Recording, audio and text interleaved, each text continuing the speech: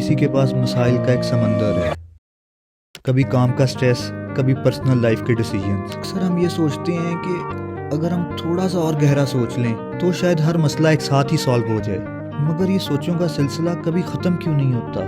एक सवाल का जवाब ढूंढते हैं और दो नए सवाल सामने आ जाते हैं, साथ एक छोटी सी नई परेशानी और पैदा हो जाती है। ये ओवर थिंकिंग हमें क्लैरिटी के करीब लेके जा रही है या हमारे दिमाग को और थका रही है। ओवर थिंकिंग किसी भी तरीके से कर लो, इसका नतीजा अक्सर एक ही होता है, मेंटल एग्जॉशन। कभी वक्त ज़ाया होता है, कभी एनर्जी, और कभी कभी तो असली प्रॉब्लम से ज़्यादा बड़ी परेशानी उस प्रॉब्लम की सोच ही बन जाती है। कहते हैं कि सोचों का जंगल वहाँ ख़त्म होता है जहाँ हम फैसले लेना शुरू कर देते हैं। अगर हम हर वक्त हर एंगल से सोचने में लगे रहेंगे तो ज़िंदगी आगे कैसे बढ़ेगी। अक्सर जवाब इतने मुश्किल नहीं होते जितना हम समझते हैं। प्रॉब्लम का हल उसी वक्त मिलना शुरू हो जाता है जब हम एक छोटा सा एक्शन लेते हैं, जैसे पहला कदम उठाते ही रास्ते खुद बनना शुरू हो जाएं। अगली बार जब ओवर थिंकिंग का सिलसिला शुरू हो तो अपने आप से एक सवाल ज़रूर करना कि क्या ये सोच मुझे सोल्यूशन के करीब लेके जा रही है या मुझे और कंफ्यूज कर रही है, क्योंकि अक्सर एक छोटा सा एक्शन लंबी सोचों के जाल का एक सबसे बेहतरीन तोड़ होता है।